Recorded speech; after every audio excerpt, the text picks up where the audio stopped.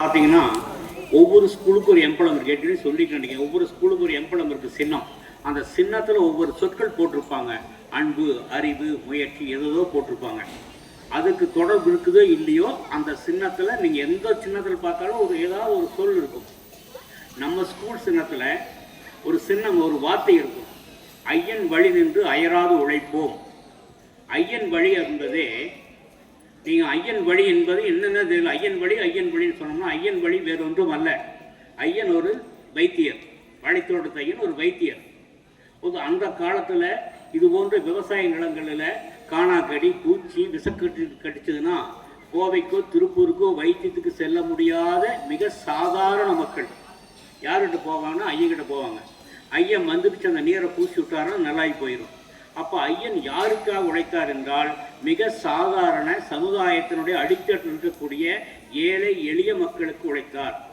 அந்த ஐயனை முன்னுதாரணமாக கொண்டுதான் இந்த பள்ளி செயல்பட வேண்டும் என்பதனால்தான் அந்த நமது பள்ளியினுடைய மோட்டோ, குறிக்கோள், ஐயன் வழி நின்று அயராது உழைப்போம் என்ற ஒரு அருமையான சொற்றொடர் 1971 இது உதவிவரும் பள்ளியாக உருவாக்கப்பட்ட போது அந்த சொல் உருவாக்கப்பட்டது அன்றைய தமிழ் ஆசிரியர் அவர்களால். அதை நமது ஓவிய ஆசிரியர் திரு ஏசி ராமச்சந்திரன் அவர்கள் மிக அழகாக எழுதுவார். அநேகமாக அது மீண்டும் பொறிக்கப்படும் என்று எதிர்பார்க்கிறேன். அடுத்ததாக பேசிய நித்யா மனோகர் அவர்களும் மாவட்ட அறங்காவலர் தலைவர் அவர்களும் அரசனுடைய சலுகைகள், அரசனுடைய திட்டங்கள், இந்த மாணவர்களை முன்னேற்றுவதற்காக என்னென்ன செய்து கொண்டிருக்கிறார்கள் என்பதையெல்லாம் மிக விரிவாக தெளிவாக எடுத்து சொன்னார்கள். தமிழக பட்ஜெட் ஏறத்தாழ 47,000 கோடி மிகப்பெரிய தொகை ஒதுக்கப்படக்கூடிய துறை எதுவென்றால் பள்ளிக்கல்வித்துறை தான். மற்ற எந்த துறையை விட பள்ளிக்கல்வித்துறைக்குத்தான் இவ்வளவு ஒரு மிகப்பெரும் தொகை உருவாக்கப்படுகிறது. அது எதற்கெல்லாம் செல்கிறது? விலையில்லா மிதிவண்டி, இலவசம் என்ற சொல்லே வேண்டாம். ஏனென்றால் மாணவர்களை உருவாக்குவதும் வளர்த்தெடுப்பதும் நல்ல குடிமக்களாக மாற்றுவதும் ஒரு அரசுடைய கடமை என்பதால் அது இலவசம் அல்ல. எதிர்காலம் கருதி, தமிழ்நாட்டுடைய நலன் கருதி ஒரு நல்ல அரசு செய்யக்கூடிய முதலீடு என்று எடுத்துக்கொள்ள வேண்டும். ஆகவே விலையில்லா மணிக்கணினி, விலையில்லா மிதிவண்டி, விலையில்லாத பாடக புத்தகங்கள், அடுத்தது பயணங்கள், இவை எல்லாமே அரசால் வழங்கப்படுகிறது. வேறு எந்த மாநிலத்திலும் தலைவர் மிக அழகாக இருவருமே சொல்லி சென்றார்கள். எந்த மாநிலத்திலுமே இல்லாத அளவுக்கு தமிழகம் இன்றைக்கு உயர்கல்வியிலேயுமே சிறப்பு பெற்றிருக்கிறது. இந்த உயர்கல்வி என்பது தொழிற்கல்வி மட்டுமே அல்ல. முதலிலே பிஇ முடித்தவர்கள் மட்டுமே தான் பொறியாளராக, மென்பொறியாளராக, சாப்ட்வேர் இன்ஜினியராக, கணிப்பொறியாளராக செல்ல வேண்டிய நிலை இருந்தது. இன்றைக்கு அப்படி அல்ல.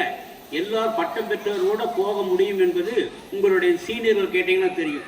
ஏதாவது ஒரு டிகிரி படித்தால் கூட போக முடியும். முதல்ல சாஃப்ட்வேர் இன்ஜினியராக மெட்ராஸ் போகணும், பெங்களூர் போகணும், புனே போகணும் மாதிரி இல்லை. தமிழகத்தில் கூட 38 மாவட்டங்களில் ஏறத்தாழ 30 மாவட்டங்களில் மாவட்டத்துக்கு ஒரு தொழில்நுட்ப பூங்கா வந்திருக்கு. டைடல் பார்க்னு கேள்விப்பட்டிருப்பீங்க. டைடல் பார்க், டைடல் அப்படிங்கிறது முன்னாள் முதலமைச்சர் மாண்புமிகு கலைஞர் அவர்கள் உருவாக்கிய சொல். அந்த டைடல் பார்க் உருவாக்குறதுக்கு முதலீடு போட்டது டிட்கோ என்ற அரசு நிறுவனமும் எல்காட் என்ற அரசு நிறுவனமும் 2 பேர் சேர்ந்து போட்ட பணத்தில் உருவாக்கப்பட்ட சொல் தான் டைடல். அந்த டைடல் பார்க்கு நீங்களாம் வளர்ந்து வருகிற போது திருப்பூருக்கு வரும், கோயம்புத்தூருக்கு வரும். இப்போ கோயம்புத்தூரில் இருக்குது, அது மேலும் விரிவடையலாம். ஆக உங்களுடைய வளர்ச்சி அக்கறை என்பது இந்து சமயத் துறைக்கு மட்டுமல்ல, கல்வித்துறைக்கு மட்டுமல்ல, இங்கே அமர்ந்திருக்கக்கூடிய பெரியோர்கள் அத்தனை பேருக்குமே உண்டு. முன்னாள் மாணவர் அமைப்பைச் சேர்ந்த திரு ரத்தன சபாபதி, பெற்றோராட்சி சங்கத்தை சேர்ந்த திரு ரத்தன சபாபதி, முன்னாள் மாணவர் சங்கத்தினுடைய தலைவர் திரு வெள்ளியங்கிரி, துணைத் தலைவர் அங்கப்பன் மற்றும் மோகன்குமார் ஆகியோரெல்லாம் பாடுபடுகிறார் என்றால் அந்த பெற்றோரிடமிருந்து உரிய தொழிலதிபரிடமிருந்து நிதியை பெற்று இந்த பள்ளியை விரிவாக்கம் செய்திருக்கிறார்கள். அங்குள்ளது வளர்ச்சியிலே முன்னாள் மாணவர் அமைப்பும் பெற்றோர் சங்கங்களும் இணைந்து செயல்பட்டு கொண்டிருக்கிறார்கள். அந்த வாய்ப்பை நீங்கள் நல்ல முறையிலே பயன்படுத்தி மேன்மேலும் வளர்ந்து வர வேண்டும். அதுக்கு தங்காற்போல் இங்கே சில இருந்தாலும் கூட ஆசிரியர்கள் மிக பற்றாக்குறை இருந்தாலும் கூட மிக திறமையாக ஒரு நல்ல ஒரு தேர்ச்சியை கொடுத்து கொண்டிருக்கிறார்கள். அதிலும் விளையாட்டுத் துறையில் புதிய உச்சமாக மாநில அளவில் கூட மிக நல்ல பரிசை தட்டி செல்வர்களுக்கு மிக பாடுபட்ட நம்முடைய உடற்கல்வி ஆசிரியர்கள் திரு மோகன், திரு தினகரன் ஆகிய இருவருக்கும் சிறப்பான நன்றிகளை தெரிவித்துக் கொண்டு, மாணவியாக நீங்கள் இந்த அரிய வாய்ப்பினை பயன்படுத்திக் கொள்ள வேண்டும். உங்களுக்கு கிடைத்திருக்கக்கூடிய வாய்ப்பு என்பது வேறு எந்த ஸ்கூலுக்குமே கிடைக்காத ஒரு நல்ல வாய்ப்பு. பெற்றோர்கள் துணை இருக்கிறார்கள், முன்னாள் மாணவர் அமைப்பு துணை இருக்கிறது.